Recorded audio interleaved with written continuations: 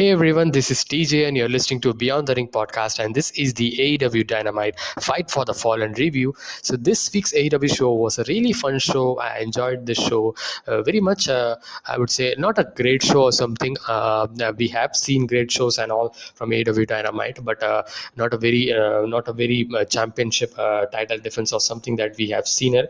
But in terms of storyline build-up, in terms of matches, in terms of interesting things, and the storyline build-up for the main show all out, and that's going on, so that's great. And next week we're gonna see the AEW coming up in their home, Jacksonville. So we have the big match there, that's Malakai Black versus Cody. And the fact that this is happening way too early, but I think so we should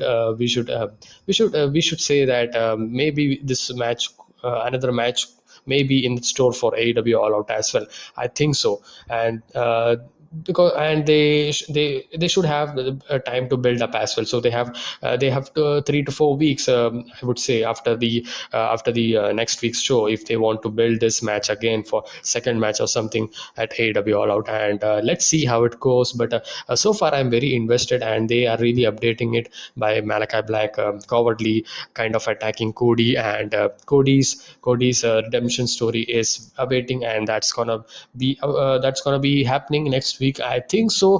Malakai Black would be taking the loss.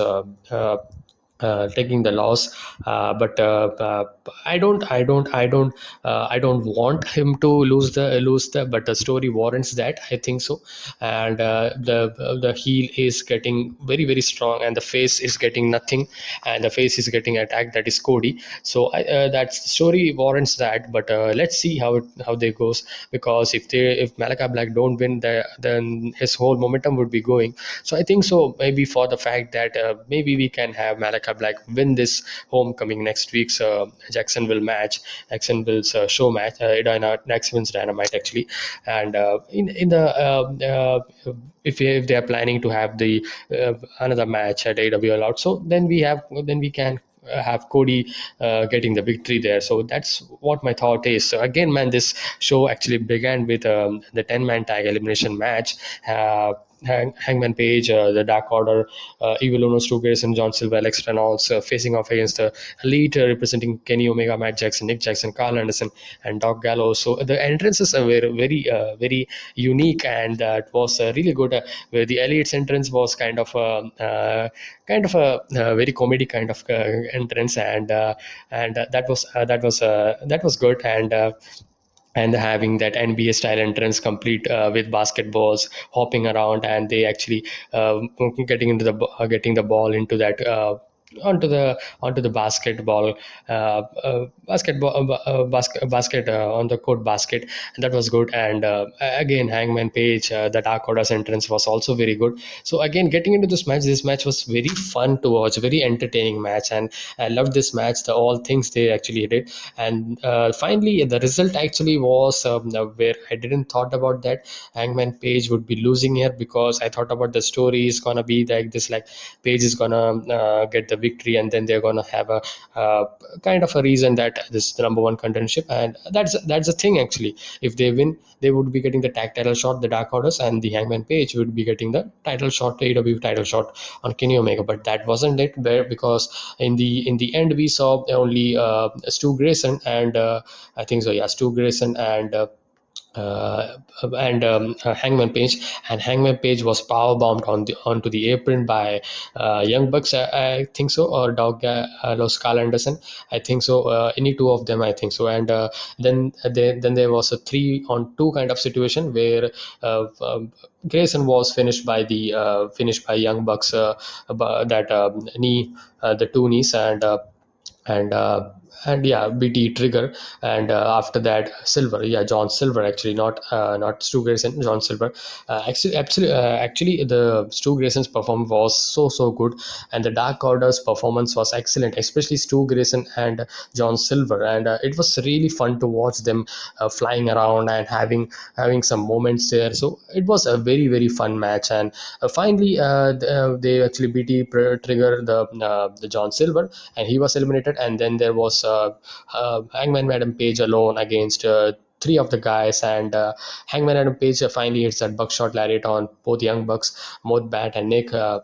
He pinned Matt, and he got one of them, and then we had two of them left, but he wasn't able to focus on that because of the shenanigans and all, and because of the interference, because of the shenanigans by both having the heels attacking Hangman Adam Page, and finally Kenny Omega hit the one winged angel, and finally hit that went for a V trigger, but Page avoided it. Then Page avoided it, and Omega then suplexed Page, who landed on his feet, and Omega hit a pair of V triggers and followed up with a one winged angel before pinning Page. That was the ending of the match, and Omega also tried to hit him with his hit him with the belt, and lots of shenanigans and lots of distracting that caused Hangman Adam Page to lose this match. So as I don't see I don't see them changing this match. I don't think so. They should wait more, because this should happen at All Out, and this should finally be the time where Kenny Omega should lose the AEW World Championship against Hangman Adam Page. And I highly doubt that another big match is gonna come next month for number one contendership or something, or maybe against one of the members of the Elite. I think so. So I mean, this was a time they could have done that, but I don't know why they don't why they didn't do it. I don't know. I don't know if they have planned, because the CM Punk and Daniel Bryan rumors are very strongly going on. So maybe if they are trying to insert them, I don't know, because there's too much. Very strong rumors they actually had in this show, and we'll be talking about that. And so Elite defeated Hangman Adam Page and Dark Order, but it was a really fun match, and I do see Hangman Adam Page challenging and getting that match against anyhow against Kenny Omega, and that's my thought. So again, this match after this match, Taz had a segment where Team Taz introduced Ricky Starks for the FTW title, and when Ricky Starks was cutting this promo, man, I had a huge throwback to the Rock cutting like promo, because he so looked like a Rock, and he's so his promo delivery is so good, and his voice especially is so fitting when he actually cuts a promo, and and that was really good. And he's representing the team as leader, and is really good, and one of the things that I'm lacking in the Dynamite AEW actually.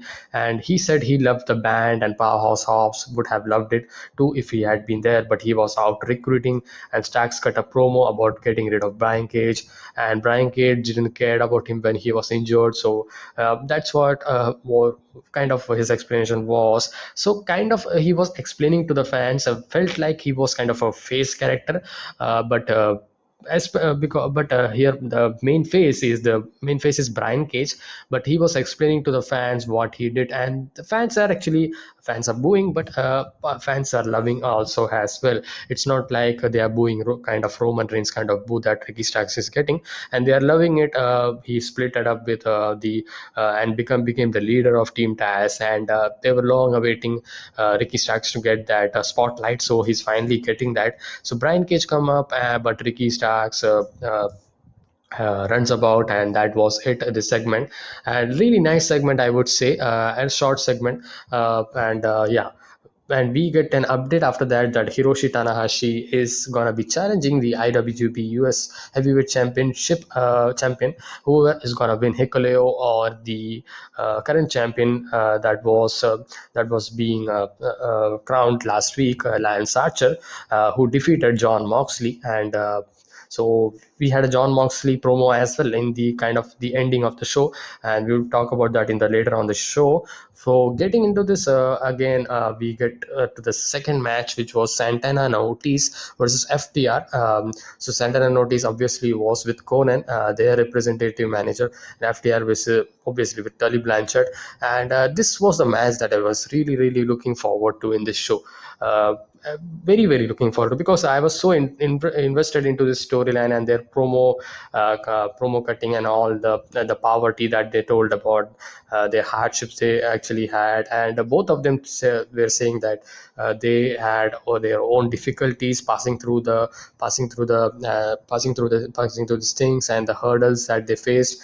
But Santana noticed is it's like if you didn't have your mom raising up five childs or something, so kind of a story that I actually liked about. And but this match actually was didn't get into that kind of expectation, I would say. This was good. This was a good watch, I would say. Maybe if they can do this match at a pay-per-view or something next month, I would be waiting for all in. I mean, for the for especially for the I don't see, maybe because I see that maybe one of them would be going for the World Tag Team Championship against Young Bucks. So maybe we could see Santana and Ortiz, because last year it was FTR versus Young Bucks.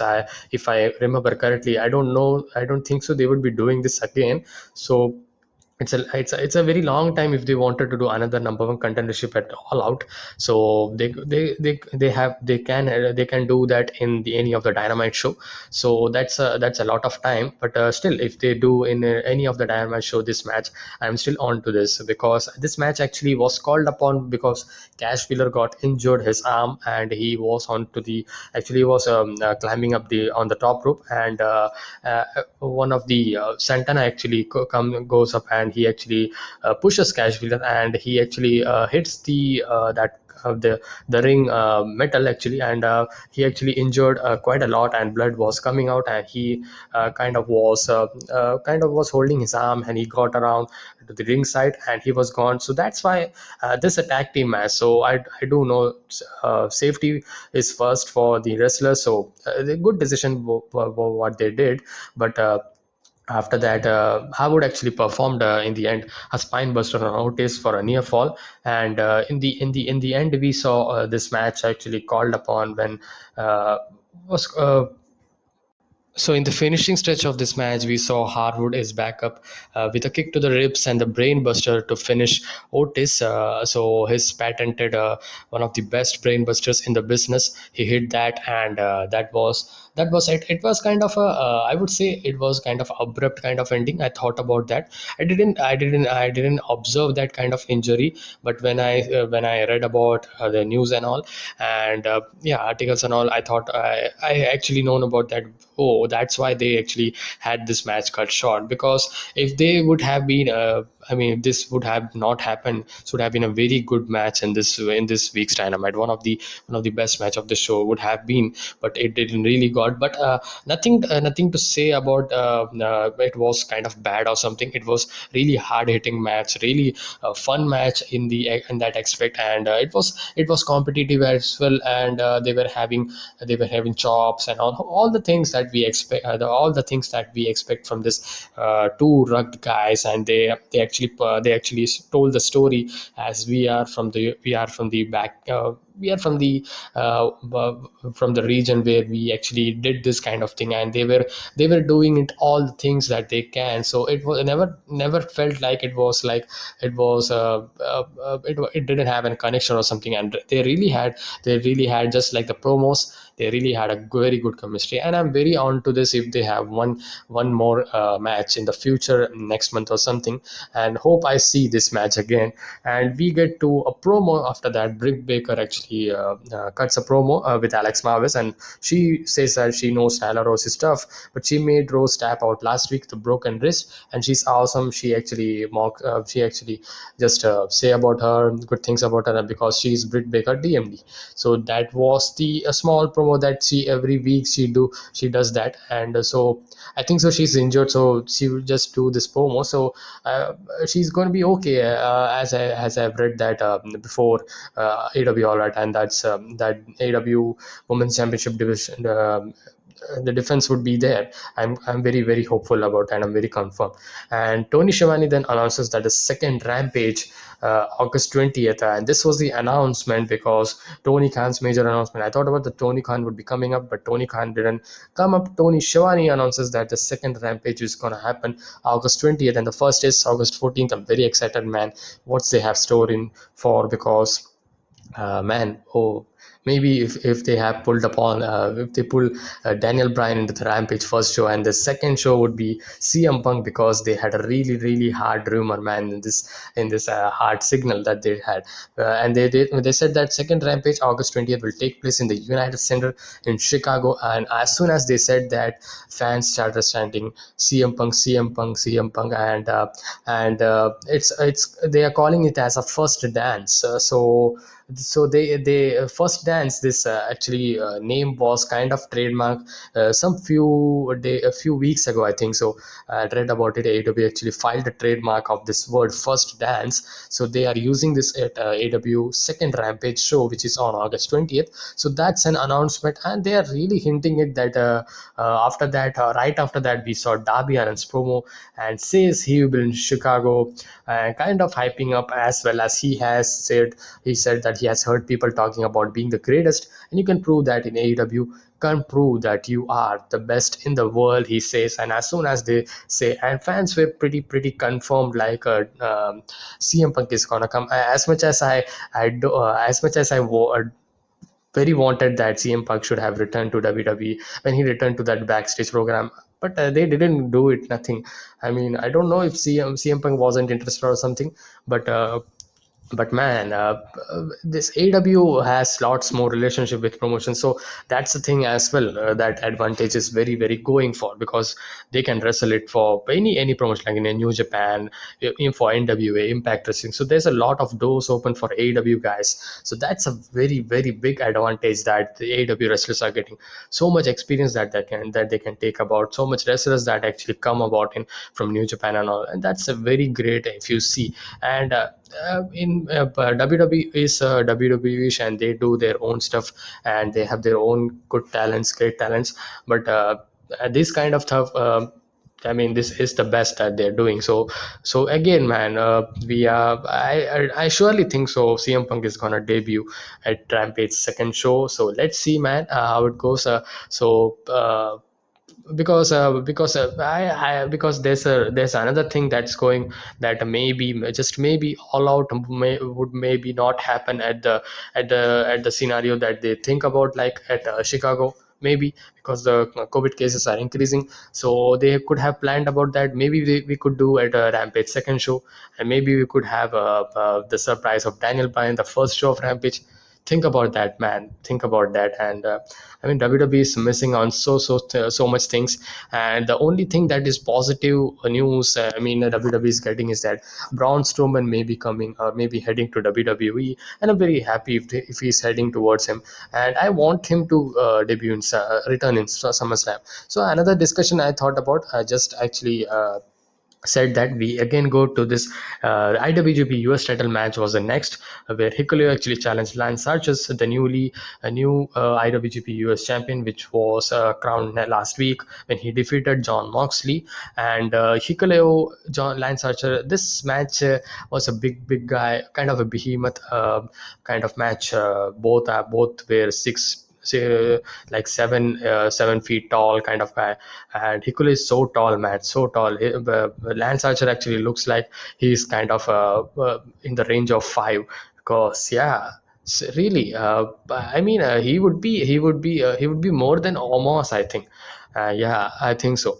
But again, this match was very not much interesting or something. It was good because we had Hikule's father, we know King Haku. He was there, and he had his own moment where he actually got the tongue and death grip during the break on Archer. So obviously Hikule was the heel here, and Lance Archer had they actually some sparred with each other. They had some forearms, and it was an expected kind of a big guy kind of match, where slow things would be going. So Archer fights back with the old school moonsault to rock Hikuleo again. So I am not always said that I don't want Archer to fly upon from the top rope or from the apron or something. I don't like it because it don't look like very good. But it is what it is. A top rope superplex connects for two and set up for the blackout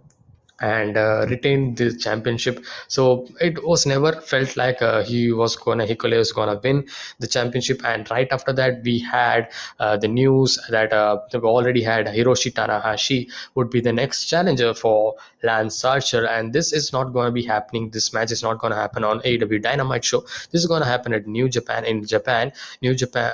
No, this is gonna be happening in America. Actually, this is the show Resurgence that's happening at August 14th, I think so, at America. The first America New Japan show after 15 months or 19 months or something. So he is gonna defend. I mean, Lance Archer is gonna defend the title, the IWGP US Championship against Hiroshi Tanahashi. Really, really great match. Expecting that, and lots of dream match, lots of mix of style, and lots of opportunities that AEW has. Man, I'm very loving this kind of relationship that they are doing it. Lots of things that they are doing and they can do, and that's the main negative that WWE is majorly missing. And they had a talk with MLW, but that didn't go nowhere. But I do think so they could have something. I mean, there's pretty much no promotions left for WWE to pair up with or partnership with. I mean, it's only MLW left, I think so, and yeah, maybe NWA, but NWA don't have much talents. I mean, they have, but not kind of a New Japan kind of, where New Japan wrestlers are uh, very, very kind of had more name and more known about. So that's not the case in NWA.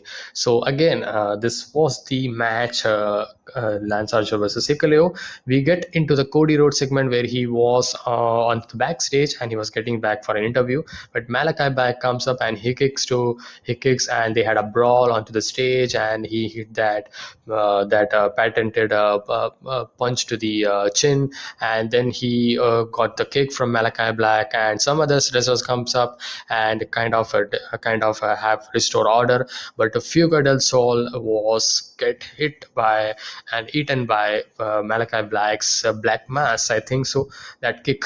So I do really think so. If they bring that name again, I mean, I think so. This could be the name Black Mass. I don't know if this is a trademark for WWE. Maybe. Let's see how it would be. But this was the segment, a really good segment, and I'm very really excited for then last next week's match, Malachi versus Cody. Man, it's a great match. And Miro had a promo after that. Miro is ready for next week's open challenge for the TNT title, and he is not he's not a kind of finishing off with the promos that he actually have. He's blessed with his title, he says, and a double joint wife, he says. So come get it, he says. He's a god favorite champion. So next week we would be seeing an open challenge for the TNT title. Let's see who is gonna be. Let's see who it could be.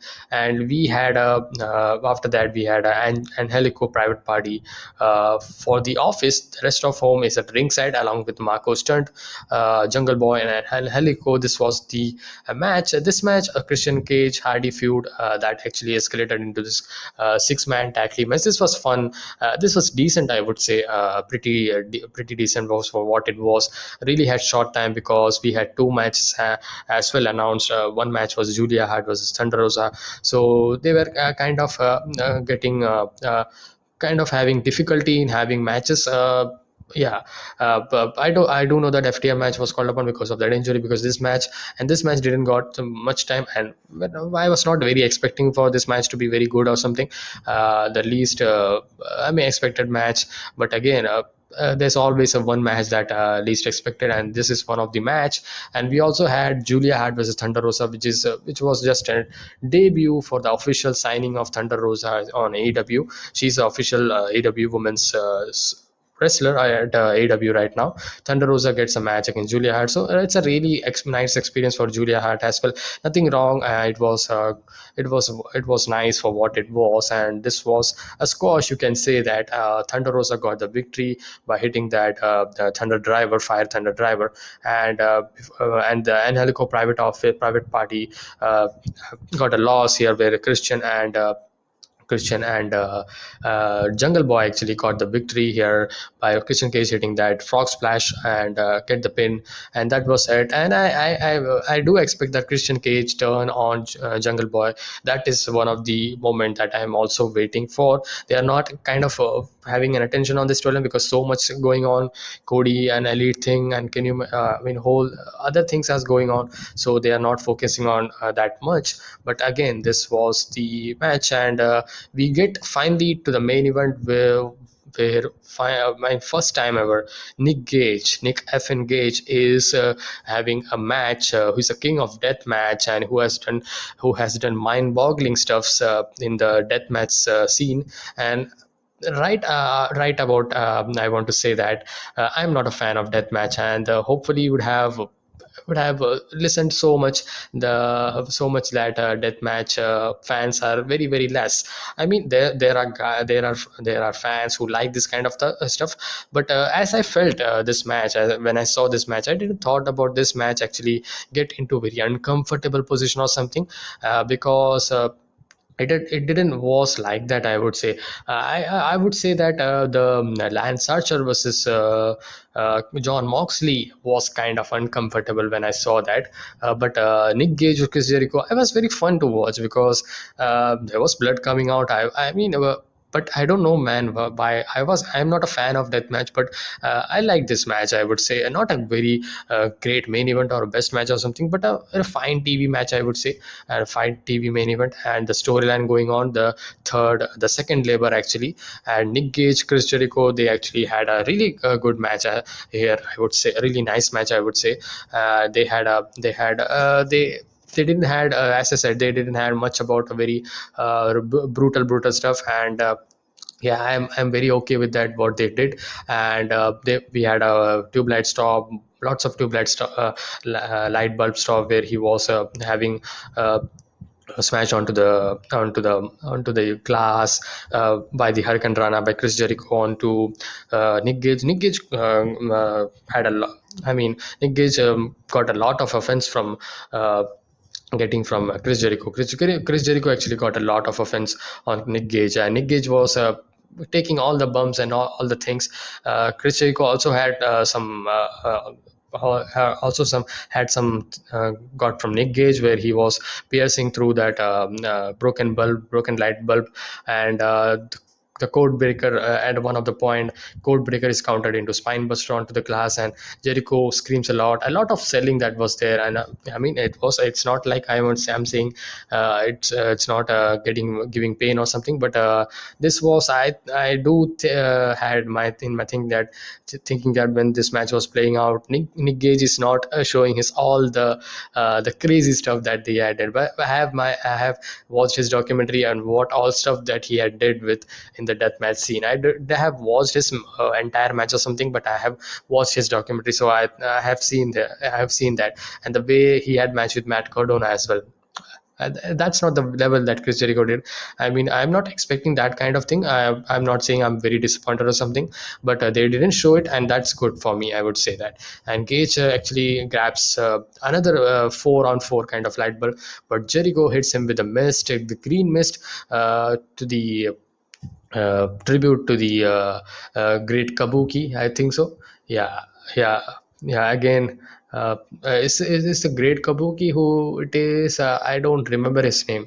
Uh, the Great Muta, yeah, the Great Muta, and tubes to the head, rock cage, and just throw. I mean, just break that 4-on-4 light bulb onto his head. Man, he took a lot of things. Nick Cage took a lot of things, and the Judas effect gives Jericho the pin, and that was it. A fine match which was interesting to watch through. I don't want again this match because I'm not into this match very much, but this was a fine.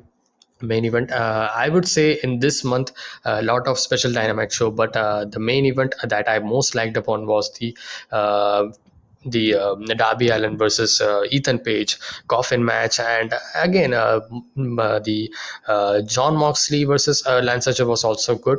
Yeah. I would say Cody versus actually not Cody, Darby Allin versus Ethan Page, one of the best main event that this month AW had, I would say. So this was the show, man. So uh, this is the AEW Fight for the Fallen, and post match, MJF was on the commentary. Obviously, MJF says that the next labor is going to involve Jericho hitting a move off the top, and that is he can only win this match by hitting a maneuver from the top rope. That's a stipulation. That's a very particular stipulation. That's very creative, and we see a clip of Jericho and MJF arguing in 2019, where Jericho said that I had a match with Juventud Guerrera and being referenced, and MJF kind of who is who we. So Jericho says, kid, you search it on Google. And he searched it on Google, he says in this promo, and he says that he's gonna be the next challenger. I was very shocking, man. Jericho versus Juventud Guerrera. I mean, throwback to the WCW days where they had lots of matches. So one of the main rivals, one of the rivals of Jericho in the WCW days. So really waiting for that. I mean, I can't expect. I thought about the when they did this kind of five labors for Jericho. I thought about that they would be kind of the labors of MJF, but they first did with the Sean Spears, and I thought about that is gonna be like one, and then they did this, and then I was like next thing would be kind of MJF's member or something, but it was not. It was Juventud Guerrera. So Jericho versus Juventud Guerrera. This is next week's match. I don't think so. This is a main event. I don't know, but I know. I think so. Malakai versus Cody would be the main event. That's just the more weighted match, and that's the and they are really booking very well, man. AEW is in the one of the best range right now, and I'm very sure that they will be very good until All Out. I would say that, and I'm very waiting. I mean, by remembering last year's All Out, it was great, man, and I'm really looking forward to AEW All Out, and. Uh, I, the fact that I am speaking about only AEW doesn't see that I'm not a WWE fan or something. I like pro wrestling. I like both of them, and I'm really waiting for SummerSlam as well. So I'm not talking about that because this is the AEW review, so that's why don't hit on me on the comment section below. So this is my review, guys. I hope you like this, and please tell me your thoughts about the matches and which was your favorite match in this week's AEW Fight for the Fallen, and in the whole month, what was your favorite match? I mean, lots of special shows that Dynamite had. What was one of your favorite match in AEW in this July month? So I'll be seeing you guys in the next one. Until then, be safe, stay energetic, and peace.